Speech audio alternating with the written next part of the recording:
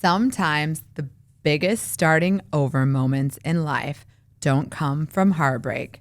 They come from love.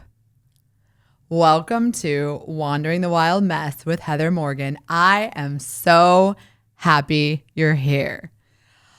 Y'all, sometimes we spend so much time talking about rebuilding after divorce, breakups, losing something. But what if you meet someone who changes the whole direction of your life in the best possible way? What I love about today's guest is that every time life handed her a challenge, she didn't sit wishing it was easier. She found the next step to make it that way. I'm so excited to welcome Celeste Leon, my friend, amazing, talented speaker, confidence coach. She also is the founder of the Nashville Sip Book Club, which I've watched personally her grow it from the ground up. And I want to welcome Celeste Leon to the show. Thank you so much, Heather. I'm so excited to be here with you.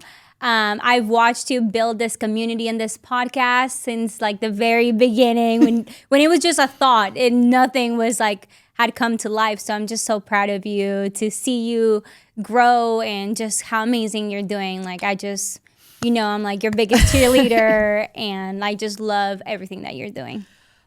Celeste, I really want people to know how important you have been to this journey, to be honest, because, and this is just when you're thinking about your own life, people, like some people come into your life for a big purpose. And Celeste was one of those people for me because the day I had the idea to start the podcast, I was driving to a TEDx talk in Nashville and something told me start a podcast. And I didn't even know a single person that had a podcast. I go to the TEDx talk. My other friend was late. Celeste comes up to me and says, "Do you want a picture?" Which is so weird because that is how I met so many friends is about taking photos. And I said, "Sure." And she goes, "Well, are you here with someone? Like I'm by myself. Can I, And I was like, "Of course." And she asked me what I did. And I said, "I just left corporate and I'm starting a podcast." And it was the first time I'd said it out loud. And she looks at me and she goes, "Oh, I'm in corporate and I have a podcast." And I was like, yes. Wow. Like, how does that even happen? And I feel like even from that day meeting, like I was by myself, you were by yourself. The fact that we were two women going to a TEDx, just like that kind of event, which has a lot of purpose and power. We didn't just meet at a bar having a drink, right? Mm-hmm. So it was already a place where you already know people are talking about big ideas. So for me, I love those environments. I love being around people who are doing big things in life. So when you said that, I was like, hell yeah, you can do it. Go ahead, girl. Like I'm doing it. And you did it. Yes. And a lot of that. And I love that you said that about environments because I think sometimes when we want to do new and big things in our life and we're starting over and we want to become something different, we have to put ourselves in places that those different things can happen. Yeah. Right? And like even just owning the identity of me saying to you, I'm having a podcast, like maybe that never even would have happened the way it did if I just didn't voice it. And so it's important to like be in the right rooms, have the right conversations, be humble enough to just say, this is what I'm doing. And I don't know what I'm doing. And the way I like to think about it, I think for anybody who's doing something new or something big in their life that's a little bit scary, it all starts with that seed, right? At that time, it was a seed that was like being planted. And you either go to places or around people that are going to water it. Like, yeah, that's a great idea. Do it. Go for it. Or like, I've done it. You can do it too. And other people who are like, no, don't do that. That seems scary. So you have to also have that accountability, that autonomy, that understanding that anything that you want to do, you need to understand there's people who are going to support you and there's people who aren't going to support you, but you need to be around people who have already done it. Yes. Because that's where you're going to be the most inspired. 100%. And even you doing that, it was like, I knew it couldn't be that hard, but when you don't know anyone, you're like, but you're like, it's not that hard. Like you're just telling me and I know because you'd done it. And we did like a practice run and I found the video not that long ago. And it was so funny now thinking that I'm like approaching 100 episodes and you and we were just like, hey, so practice. And I did like so Celeste has been there for the journey. But what really inspires me about her story and how it all fits is like, she has been through starting over. She understands divorce, but in a different way. Like she knows what it's like to navigate the newness of moving somewhere and not having a community. Like all of those things are true in her life. And the starting over for her started from taking a chance on love, which kind of gives me chills because I think so many people think, oh, I'm rebuilding. But like starting over is just part of life sometimes, even when it's for a good reason, you know? Yes. Yeah. And so let's kind of go back because I love your love story, Celeste, and like just how you met your fiance, soon to be married, on a trip in Miami, and you both didn't live in the same state. So like, what was that like? Were you like open to love, looking for love? Like what was your feeling at that time? Yeah. I love that. We met, like you said, in Miami. At the time, I was living in New Jersey and Justin was living in Kentucky. So we were both at the same time on a vacation. I was on vacation. He was on a business trip. And we had somebody in common that was actually his half brother that lived in Jersey and had moved to Miami. So I was traveling and hitting up my friend, hey, I'm in Miami, let's hang out, right? Just like if somebody from Utah or anybody you know comes and they're like, Heather, I'm in town. Like, let's hang out. And then he did the same thing. So we were introduced like in the afternoon and then we all went out that night. Was I open to love? Yes. I was in an era where I wasn't necessarily closed or like I need my husband tomorrow kind of vibe. So I was open, I was flowing. I was going with the flow. I was like, whoever comes into my life is meant to be there. And if it doesn't work out, that's okay. Just going with the flow. So we met that night, we met that day. Then that night we all went out. And that night we stayed talking till almost 5 a.m. So I think for us, we felt that connection for sure. And just, I think you all know if you've ever gone on like a really great date, you just don't want it to end and you just are yapping and finding different forms of connection. So that definitely like sparked with Justin and I. And then he convinced me to extend my trip, bought me an extra flight. So we got to enjoy a few more days together in Miami. And then at that point though, were you thinking, I don't know, this is just a fun connection? Or were you already thinking like, I need to see this man again, even though he lives in Kentucky? Like, how did you didn't know? Oh my gosh. So I had no idea, truly. I was like, I can't have too many expectations here. He was honest, you know, I'm going through a divorce. I have 2 children. He was honest about that. What did you feel with that? Were you just like so connected or did it feel... Yeah. You know, I've met different men in the past before him who lied about having children or not having children or just lying about their past. So I was just grateful that he was honest from that day one about him having children. I love that though, because then you had a different level of respect for him. Yes. It wasn't about, oh great, this man has children. It was, oh my gosh, I appreciate the honesty that he has and the respect to be honest with me. I think also it's about owning your story. Wherever you are, there's a level of confidence and attractiveness that should be like, this is what happened, but it doesn't define me. Yeah. Like, it's not like, here's my baggage and let me just trauma dump. That's not what I'm saying. But it's like, yep, this is what's going on in my life and I own it. Like, that's it. So I did appreciate that. After those few days, I didn't know what to think because, you know, I was like, okay, we live in different states. Maybe I never see him again, or maybe I do. But he said, I promise I'll see you again. So I said, okay, whatever that means, right? I personally wasn't too interested in visiting Kentucky like that. There's so much to do, Celeste. Miami, Kentucky, pretty much the same thing.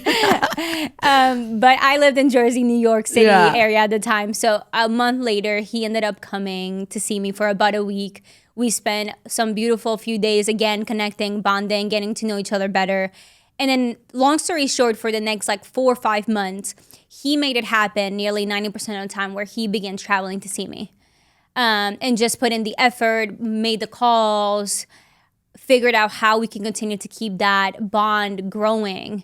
And just with that, we just fell in love. And we were writing each other poetry. I know you love poetry. I love it. We actually, for our 1 or 2 year anniversary, I made a little booklet of our poems I love it. Yeah, it's beautiful. we wrote to each other. But obviously it came with also many challenges, right? Like the love story, I think, is really beautiful, and it is what has pushed us to where we are today. But he was going through a divorce. Having children also make things a little bit more complicated, because not only was there its own challenges because of that, but the girls have their own experience, so we have to take our time with them. But I think overall we did pretty good. Now I've been in their lives for over 3 years. And she's so good with them. And so that's another thing, Celeste. So you're okay, I'm going to be in these kids' lives. There's no guarantee it's going to end up in marriage. Like, how did it feel? Because the time, like, you're still in your 20s, like, you're coming in, you don't have your own children. You're like, okay, I'm going to kind of be this not stepmom, but stepmom, like, role. Like, how was that for you? Like, how did you feel about that? Yeah, I always tell my girlfriends, other women, right? I don't think any of us ever dreamed and say, my dream is to be a stepmom, right? Like, no one ever said that. But there's a few different life experiences, I think, that for me opened me up to that, which is one, my parents are divorced. I have a wonderful stepdad that I adore, and I can't even imagine my life without him. And I just know many blended families where it's a little bit more normalized, I guess. And I just having that perspective of understanding a child can love as many people as possible. Like, a child's love is not restricted. There's no limitations to love. So I had that so clear in my head. I'm never trying to take their mother's role. I'm their stepmom. It's a different role. So I was just open to it, and I just said, let me go with the flow. I think there's two things that I carry with me. One, whether it worked out or not, I always knew I'm going to treat those kids with love and respect no matter what. That if for some reason their dad and I didn't work out, they would remember me in a positive light. And I think children, right? Think about you as a kid, even if your parents were divorced, you're meeting so many adults. You had good experiences with adults. You had bad experiences with adults. I was just going to be one more experience, right? And number two, that I would just try my best, right? Talking about starting over, that's a whole new chapter of my life that I opened. And it has been definitely a learning curve. Oh my goodness, learning curve to the max. And I'm still learning, but I think I have found a pretty good balance on how to be as active stepmom, be there for them, and also when they're with their mom and that side of the family, to take a step back and let them enjoy that. Yes. And one thing that I love, Celeste, because I think that not many people think of this. I obviously haven't been in this scenario, but one time, this is a bit ago, Celeste and I were talking, and she was expressing some challenges, and she said, but I found this stepmom coach. And I was like, they have those? And the way that I'm thinking about this, y'all, I just want to say this because I think sometimes we focus on like problems or why something can't work instead of like looking for a solution. So take me through that thought, because instead of you're like, okay, I'm with this man, I'm like still young, I'm being this stepmom, like, I don't know if I can do this, it's really hard. Yes. Maybe I should just leave, right? Yeah. You're going, no, I love this man. I got to figure out how to navigate this new challenge that I have. So let me search and find a stepmom coach. Like, tell me how you were thinking about that. Yeah. Oh my goodness. I think I was looking up on social media. I started maybe Googling like stepmom related questions. Like, is it normal to feel like this? Or is it appropriate to do X, Y, Z? And eventually the algorithm picked up on it. And I think it started showing me like stepmom content. And I found Alicia Castro, which is my girl. Love her so much. She's so wonderful. And going back to even, let's compare again to the podcast idea. You had this new life choice of wanting to start a podcast. 99% of people don't have a podcast. They can't relate to that struggle or that big dream. I was like, oh, I'm now a stepmom. 99% of my girlfriends like can't understand what I'm going through, because what I started to realize is that when I would go to them, their advice was like just so poor. And now that they were they were mean or bad, or they're my amazing girlfriends. They just can't comprehend. They just can't relate. They just don't know what it's like. That's it. So I was like, okay, I need to find women who are doing this and have done it successfully, who have been stepmoms for 15, 20 years. And it's like, I did it. I'm still in love with my man. We have more children. It all worked out great. Yes. So that's kind of how my brain works. If I want to do something new, or if there's a challenge in my life, I'm like, has somebody else done this successfully? And if yes, that's the hope that I need. That's who I need to like be poured into.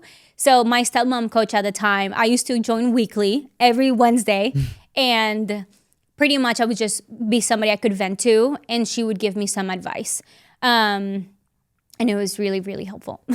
Yeah. And you're right. Because sometimes venting about something that you feel is like with someone that understands is a huge difference maker, because you're right. Like there's only, and that's true with like divorce. And Justin and I have even talked about it while you were there, you know, I remember us, because it's just like that light switch with somebody that gets it. Yes. That you can like say it, and it's like, they just understand it, and it's so comforting. Like again, why I even started the podcast, because I remember thinking no one is talking about this. There's, you don't get a pocket full of like divorced friends because you get divorced, just like you didn't get a whole bunch of stepmom friends because you're being a stepmom. And so you have to find a way to like, to me, venting through the podcast, I don't know, venting, but like expressing, and same. Yeah. So then she kind of helped you see that you could do it. So that's kind of what you needed. And that, yes, there's going to be challenges. That's normal.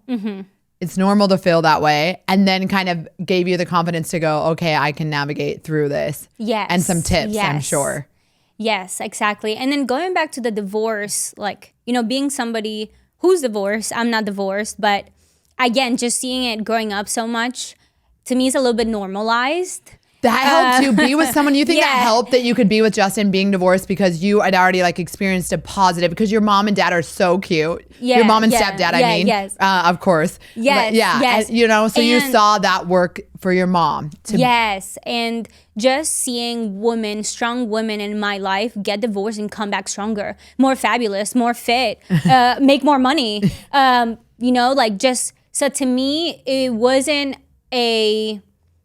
like, I don't necessarily see divorce and I'm think, oh, you're a failure. Like, I don't think that way personally. I know many people do, which is very sad. To me, I'm like, you just got an opportunity to level up. Are you going to do it or not? Like, that's straight up. I think for anybody, I haven't been divorced, but to anybody going through a divorce, that pain that you're feeling, whether you left the person or whether they left you, that's a lot of energy. That's a lot of energy to then like come back stronger.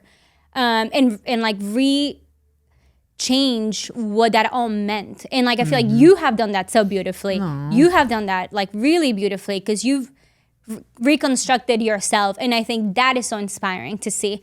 And again, I think just like there's breakups, there's divorces, everybody goes through a breakup. Who hasn't ever had a friend who went through a breakup? Obviously a divorce is another layer, but again, we all go through that through some degree. So I love that you empower people with that, because I think anybody that's been divorced can find a new partner.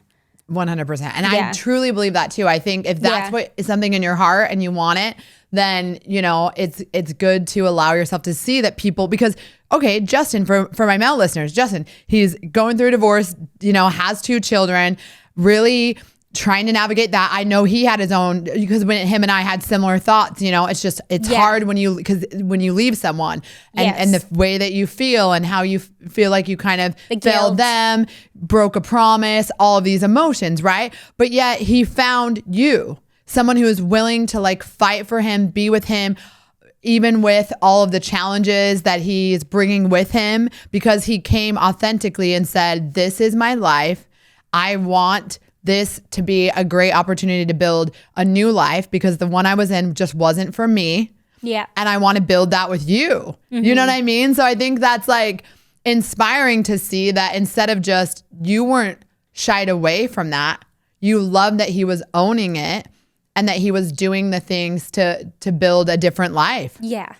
And I think another important aspect that he brought to the table, like you said, he was also willing to do what needed to be done to make this work with me. And I think especially with children, sometimes it does feel like there's a little bit more sacrificing that I have to do, or like I have to, they have dreams or they have things that they need to do, but it's also important that he values my dreams too. Mm-hmm. Like just because, you know, he has 2 kids doesn't mean that their dreams matter more than me. Because if it did feel that way, then I think it wouldn't work for me. Yep. I also matter, right? I'm also living my life for the first time. I'm getting married, right? Like I want to have children as well, more children, right? So I think you have to have also the capacity to be like, here's what I bring to the table. Here's the great stuff. Here's the difficult stuff. And what do you bring? And how can I help you soar? How can I make sure that I'm encouraging your dreams?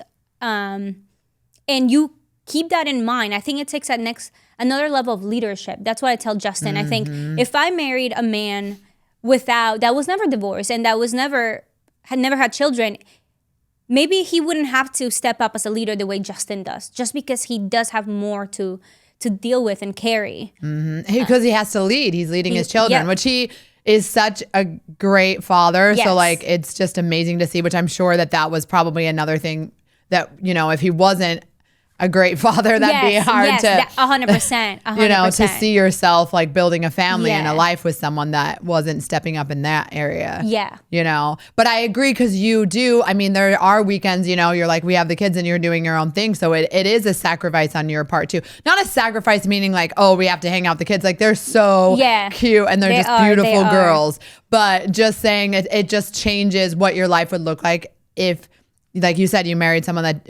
someone that didn't have that same experience. Yeah. But you can still find love, y'all. That's the point. It's like, it doesn't have to, you don't have to have your, I guess this is the biggest thing. And I think a lot of people that like want to find love, especially if they're starting over or they're whatever, they're thinking like, my life has to look perfect. Like my life I have to have it all figured out. But like you and Justin are a testament that like, you didn't know what you wanted. And I mean, your life was probably a little more put together at the time. But like you still, love prevailed over his current journey. Yes, 100%. You know? And we kind of skipped that over, but we were long distance, right? And then we made the choice to move to Nashville together. So we both, in a way, started new together. And we both had to rebuild our community, rebuild friends, and rebuild everything together. So that was... and then you're moving in together too, though, for the first time. So you've been doing long distance, and then you went from long distance to like, now we're living together in a new city with no friends, with no community, and we don't know anyone here, and we're just going to figure it out. Yeah. And that is when Celeste is so amazing. So I met her, right? And it was I think we met, and only a few months later, you started the book club. Like when was it? So we met... I'm trying to think, but it wasn't... Yeah, we met in the fall, I think. So I moved in April. I think you and I met the fall. Yeah, it was like the fall of 2023. 2023. Yeah. Yes, 23. Yes, 23. And then you started the Sip Club the next year. Maybe in April of 2024. Which is wild, y'all. I just have to say this because I want you to realize that anything that you have, like, it takes time to grow. I remember the first one, Celeste is doing this Nashville Sip Club. She kind of put it together, got the message on Instagram. I think there was like 20 or 30 girls, which was we were like, wow, that's a great turnout. Like we're the like first 20 one. Girls, yeah, we were like so excited. I remember like carrying in the sign. We were in this spot and we like, you know, and there's just like a few of us girls and I'm like, yeah, of course I'll be there. And we're just kind of like, I had no idea at the time. This girl's just like doing a book club. I'm like, sure, girl. Yeah. And now, like, Celeste, tell me what it looks like now. Oh my God. Yeah, it has grown so much. It's the biggest blessing ever. We're at over 400 members.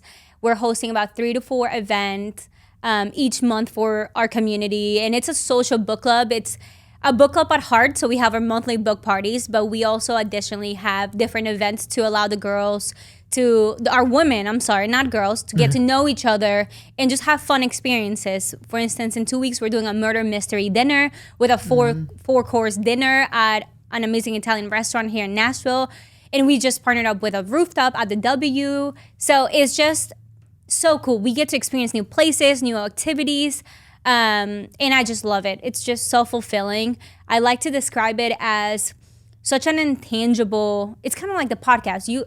you impact people, and it's intangible. Like, now these women have friends that are showing up for their birthdays, for their engagement parties, for their weddings. You can't buy that. You can't go and be like, I'm going to purchase a friend for my birthday party. Yeah. Right? Like, that's something that you earn, that you build, that takes time. So the fact that this community can provide that to so many women, I love it. Yeah. I love that, because that really is, I'm getting so many chills, because that really is the mission in a lot of things in life. I think a lot of people are looking for a community, and sometimes you have to like figure out how to build it yourself or be a part of one, right? Yeah. There's so many out there. It's just like because I know that there's girls that are like, we met, they was like, I was kind of scared to come. I don't know anybody. And that is maybe where they meet their best friend. That is the chance. And I think like whether it's the Nashville Sip and Nashville Sip and Book Club or any other thing in your life, it's like you kind of have to be there for life to meet you. Yes. You know, like take the opportunity, because there's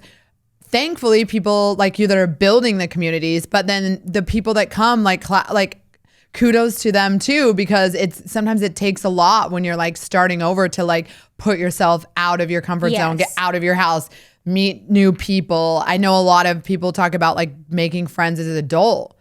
You know, and I love that you were like, okay, I don't have a community, so now I'm going to build one. And then it's going to be 20 girls to 400 in a matter of like a couple years. Yeah. You know, our wait list is over 1,000. So we're still. Yeah. So but it's also just opening so many doors, because you're able to like this is one thing I think I want people to realize, and I do with the podcast. And I think it's true in Celeste's story. Like there's like this invisible string. There's so many ways that you're planting seeds that you can like, now you're talking to like venues and you're doing this. And so everything that you're in your dreams that you're wanting to build, it's all opening, like meeting the right people, having the right opportunities, all of that's connected. And so it's like when you that's what I've loved about Celeste. And I want to ask you how you got this, because I know you've done confidence coaching. Like what has really allowed you to just step in a room and be confident to like show up that way? Like, you know what I mean? What has allowed you to be like that? Yeah,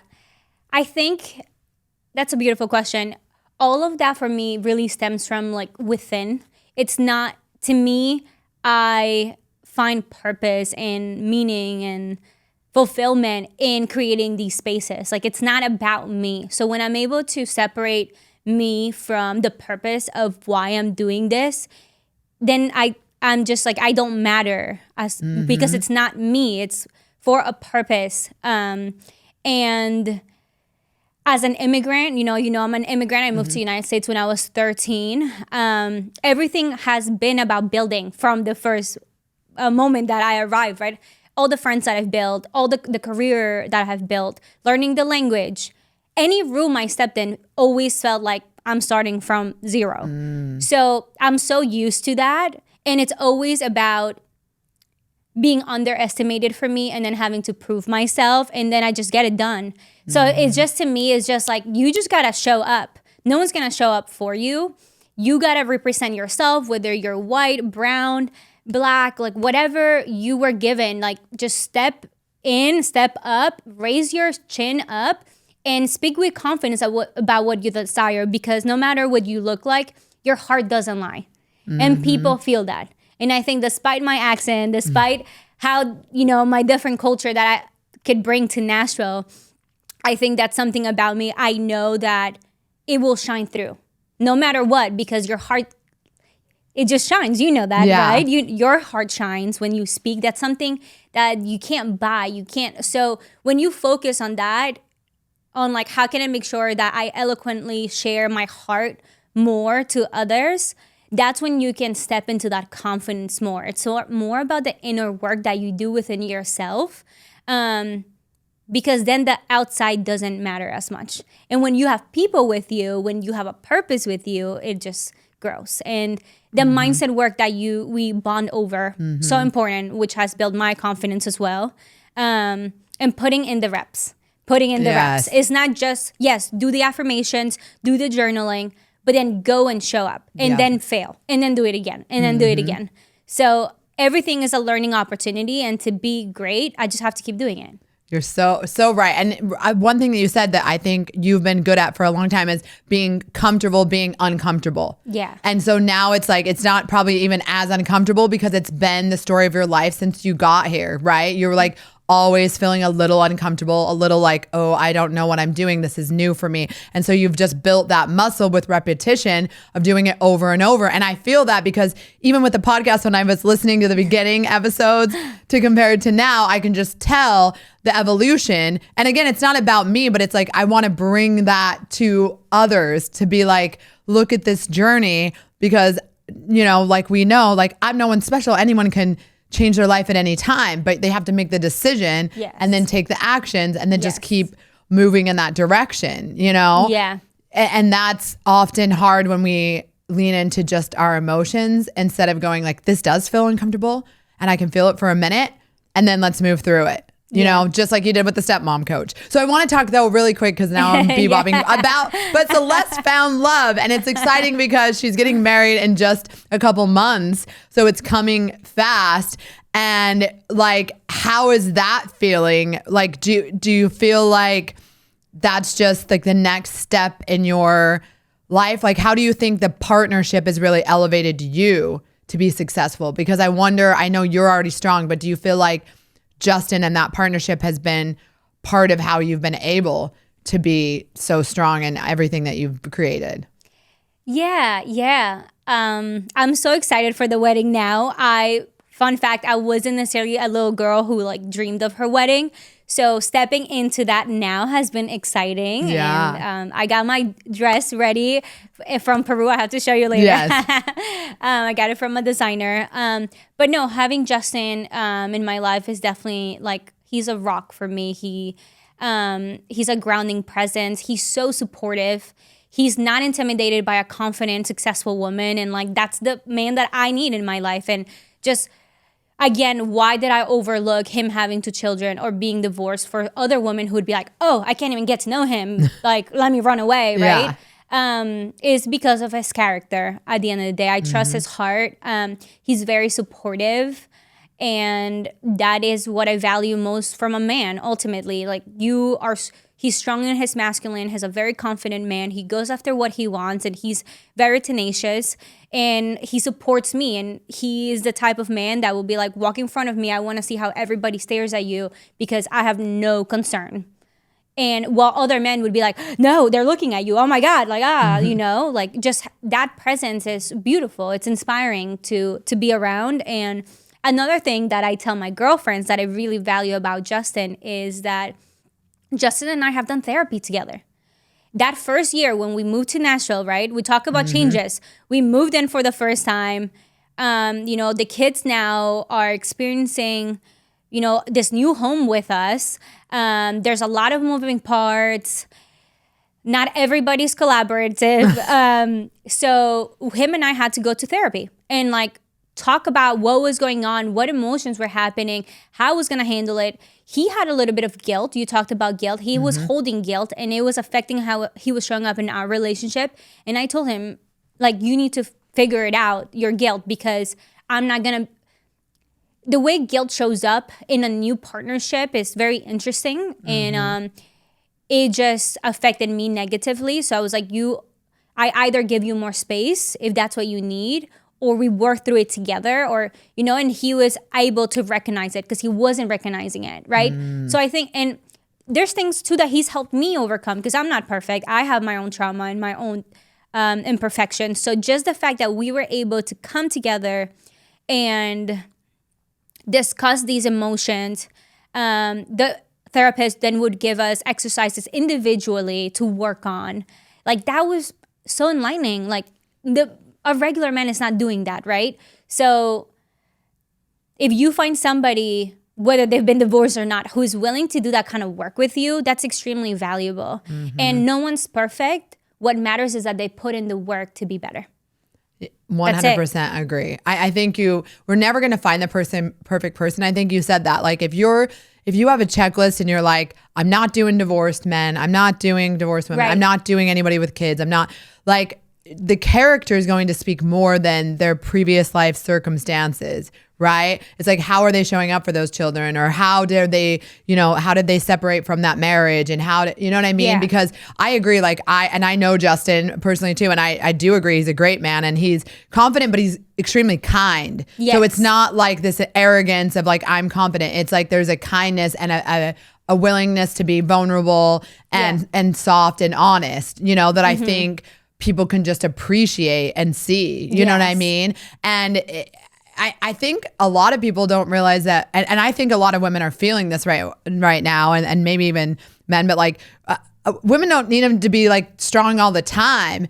There's moments that you don't have to be like perfectly strong and like nothing bothers you. Like you just have to be open to like, how can I improve? Yes. Like how can I look at this and see it? Yes. Instead of like pretending that it's not there. Yeah. Because as the truth always reveals itself. Yeah. You know what I mean? And so that's not very safe when you don't feel like honesty isn't being brought forth. Yeah. You know what I mean? And I feel like a lot of women just you felt safety in the relationship because you knew whatever trial was going to come up, that Justin was willing to navigate and figure it out with you instead of like run away from it. So it's almost like going to battle. So it is more of a strength. Like the man could either like run towards the problem and figure out how to fix it, or like shy away from it. Right. And you're seeing that this is more attractive to run into the battle together than it is for him to pretend it doesn't even exist. Yes, 100%. Beautifully said. And I think another thing that you and I have spoken about is the importance of, whether it is a friend or a romantic lover, the importance of a growth mindset, which is all that we're speaking about. Because if somebody has the attitude of like, this is how I am, this is I'm never gonna change, this is just how I've always been, and like you just have to like get used to it and accept it, and they're not open to let's discuss and let's improve, that's a red flag right there. That's for a friend or a lover. You have to be open. You have to have that growth mindset. If not, non-negotiable. 100%. And I've talked about it a lot on the podcast. I mean, that was like a huge thing for me in the marriage. Like you can't change someone to grow. No, you can't. They can't change their mind. You can't, you can influence and like in your, like as who you are and lead by example. But like, if they don't want to go there, it's their journey. And so you just have to like, we're not on the same path, and I think that's really hard for a lot of people, I think, to understand, like to let people go in that way, because sometimes you grow, in a different direction than them. And it's like you kind of, again, the guilt piece that we talked about. Sometimes you feel guilty for outgrowing them. But at the end of the day, it's just, I don't think everything's built to last, unfortunately. Not that you can't improve, but whenever there's two people involved, it's just, if you're not on the same journey, you're not. And I think something else that's present to me is going back to that guilt idea, right? Because guilt is a normal and perfectly fine emotion that we all feel, but you have to look back and be able to say, I tried my best. Like I did the best that I could. Because guilt will eat you alive for years of years of years. So whether it worked out or it didn't, it's like, I did the best that I could. I did the best that I could. And we learn from our mistakes. We learn from those experiences. And owning up to whatever faults, you had, we had. But I just wanted to throw that reminder to like, let go of that guilt, because it will only, it will be a ceiling for people to grow emotionally, professionally, and really anything. You're so right. I like had written something that I saw that said the crazy thing is that you felt so bad about abandoning them when you had no worries about abandoning yourself for all those years. And when you kind of think about that, like to keep the peace or to appease someone else, you were just abandoning yourself for so long. And then you finally realize, oh, why didn't I care about myself? Why was I more worried about abandoning them than I was myself? And that's kind of sad when you think about it, And that really helped me go like, no, I can't live a life where I'm abandoning myself.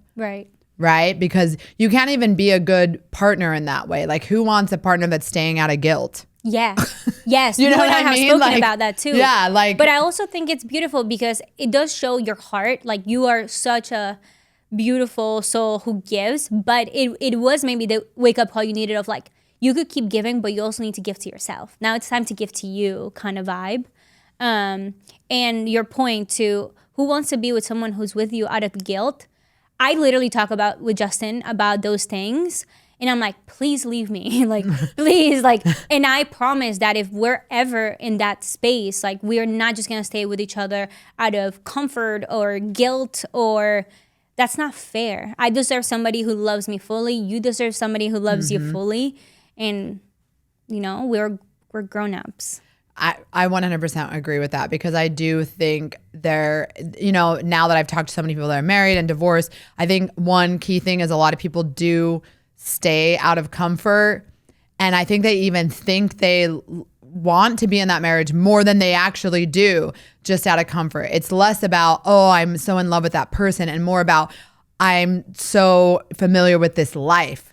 Yeah, that's so true. You know, and so that isn't really how you grow though. You know what I mean? It's like doing the same old thing. And don't get me wrong, there's some people that is their path and they're in this comfort forever. Not everyone has like, I mean, I like to think everyone has big dreams, but you know, everyone's dreams are different and some could be more simple. But I feel like if you're someone that is like, this doesn't feel like what I want for my life, but you're just staying in the comfort. And that doesn't even mean leaving a relationship. That means like you're in your city and you're like, I just don't really feel like I'm meant to be here anymore, but you just know it.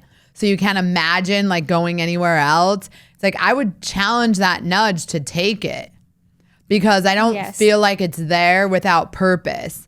You know, like even with Justin, like, okay, you thought maybe I'll never see him again, but then he kept pursuing you and you're like, there's purpose in this. Yes. Right? Like there's a reason that this man is like continuing to show up the way he is in my life and being this intentional with me because there's probably something more here. Yeah. Like, is that how it felt? Yeah, 100%. 100%. That's how it felt. Because deciding to move across, like, well, not across the country, but I mean, it's kind decent. You can't drive to, I don't know what the drive's like. It's like but 15 hours. Yeah. So it's not like a quick drive back. No, so you come here and you're like, we've never even lived together and we're just going to move to a new city together. Yeah. And you, like, did you think at all, like, maybe this isn't going to work? Yes. Yeah. Those thoughts definitely at some times. You were kind of scared? Yeah, because there were things I was finding out too. I was like, oh, there's new things. You know, I need to... How am I gonna learn to manage all these things? But I think why it worked out for me was when I met him, remember that trip back in that summer when I first met him, I had already by myself planted the seed, right? We're talking about seeds. Mm-hmm. I'm ready to move out of New Jersey. Oh, you had already, That was my individual seed. And I remember on that trip, I was exploring what it would look like to move to Florida if I did. But my seed, but I wasn't defined. Like it wasn't like this. Like it wasn't Florida. You just knew out of New Jersey. Out of Jersey. Florida was a thought. Yeah, Florida was a thought because I had an aunt there, and some cousins. So I was like, okay, this could be an option. And I was starting to like look at apartments. So that seed was there. Then I meet Justin. We start getting to know each other, and a few months later, he's like, "How about we travel to Nashville to hang out for a weekend?" Because that's close to him in Kentucky, but you're like, okay, there's more to do there because you're a city girl. So you're like, yeah. And I'm like, oh, there's an actual city here. Yeah. Okay, yes, let's go. So that's how every seed then started to grow. And then we did start discussing what if we moved in together, what would that look like? Where would it be? And then here we are, girl. Here we are. I know, which I love it so much because like, again, you're right. It kind of started with that thought that probably you were open enough to love. You weren't like, I'm not dating men. You were like, I'm open to, whatever, but I'm not trying to get married tomorrow. Like, and you and I have talked about that. I was the same way. Like I was never that like planning out my wedding kind of like, and I think some people have that dream and other people don't. Yeah. So it's not always, I've never been, oh, I'm just trying to find my husband, but so you were just open to like meeting new people. And I love that you didn't close the door on someone because of their past. I think that like says a lot. And I like want people listening to realize this, like men and women, like there are like really amazing people like Celeste, who's like beautiful, has all this drive and accomplishments, and like a super smart woman. And she's like, no, I'm not shutting the door on someone's decisions from the past. I'm looking at their character and who they are. Yes. Right. And I think that's like beautiful to see. I think a lot of people need to hear that. Like, work on who you're becoming. Don't try to be so pushed back by your past and who could ever love me because of X, Y, and Z. I think a lot of people sit in that and like, it's too late for me. I can't do it, you know, whatever. I doubt Justin thought at it, like, you know, like he opened his mind to like, well, I met this beautiful woman in Miami and like now she's going to be my wife. Like, you know what I mean? And, but there's probably a point in his life when he was in Kentucky and he was lost that he couldn't even imagine that. But it's because he opened himself to the idea and then he pursued it. Mm-hmm. Right? Yeah. And so anyways, I think that's beautiful. And like seeing you guys together is beautiful. So now that you're going to enter this next chapter of like becoming a wife, like what is that bringing on as like for emotions for you after all this starting over, building a community? Like I'm still processing, girl. I'm still processing, but that being a wife, yeah. I mean, I hope that most of our relationship, because we've done a lot of personal development, stays very similar. There's no big changes. Like, we want to keep working on ourselves. We want to maybe one day start a business together and just merge even further our lives. But one of the things that's important to me is to continue to be me. Mm-hmm. Like, I know I love him and I would do anything for him and we're going to be married, but having my own identity and being my own person is also very important to me. So, and I think that's why we're successful. That's why I'm able to be a stepmom. Because if I was fully devoted and didn't have anything that was like my passion and like something that I love to do and that I was able to do for myself, maybe I would lose myself a little bit in that. So I just look forward to continuing to merge our lives in a beautiful, healthy way as we heal our traumas together and just continue to build our businesses and hopefully get to a point where we can have fun together. I love that. And I love that you said that about like, it's not about like when women say like, I want to kind of have my own self. It's not that you're not dedicated and devoted to him, but I do think a lot of people, both men and women, lose themselves in a marriage. It's easy to do. It's easy to wrap your whole identity into that person. And I think over time that can be extremely detrimental, unhealthy, because people, I mean, I think back, even my mom losing my dad, like that was not divorce. It was just death. Yeah. Right? It must have been so hard for her. And so you kind of like lose that person and then you have to find yourself again. And when you've already kind of had a solid foundation of who you are, not that losing someone is ever easy, but the difference is moving through it without like not having any of yourself still intact. Yeah. Right? Because you poured it all into someone else and you didn't keep any of your life for yourself. Yeah. You know, because I've met a lot of women that's like, oh, they stopped having their friendships. They stopped calling their girlfriends. They stopped, you know, like, and then you lose that relationship, you get divorced, and then you have no community. Yeah. And it's already isolating enough. And I felt like I had a lot of friends. You know what I mean? And so you kind of put yourself in like a spot that's not ideal to continue to grow, you know? So, and I do think, I think one thing that's magnetic about you, Celeste, is that I truly believe that men and women like find it attractive when your partner has their own goals. Yeah. I think that it just allows some pressure off to like, you know, so Justin gets to watch you like go after your dreams. And I think that's like beautiful. Yeah. You 100%. Know? That was beautifully said. Yeah. And I love watching him go after his dreams and like, see, I mean, I've shared with you like the ups and downs of even watching him and seeing him where he's at now and how hard he's worked. I love it so much. Like, I love it so much. I love somebody who has different goals, and getting to see your partner improve is beautiful. Seeing anybody improve is beautiful. Beautiful. Well, and I love that because you have your own dreams, but you're still his like number one fan. You're still his supporter. Like he'll post it and you're like the first one in comment. You're like, oh, you're like, you know what I mean? You're like, you can still be someone's like number one cheerleader and go after your own dreams. Yeah. Like cheering people on and like letting him grow while you're still like building on your own. You know what I mean? And then there's things that you do together. Like I think more people need to see that kind of dynamic. Like it doesn't have to be one person's dreams or the other. Yeah, that's so true. You know, like both people can work towards dreams and still parent well, because you guys still do tons of things with the girls and it's like beautiful. Yes, we do. We bring them along. We try to have a lot of experiences with them. So they're happy girls. They're spoiled girls. They're doing good. They're doing so good. I love that.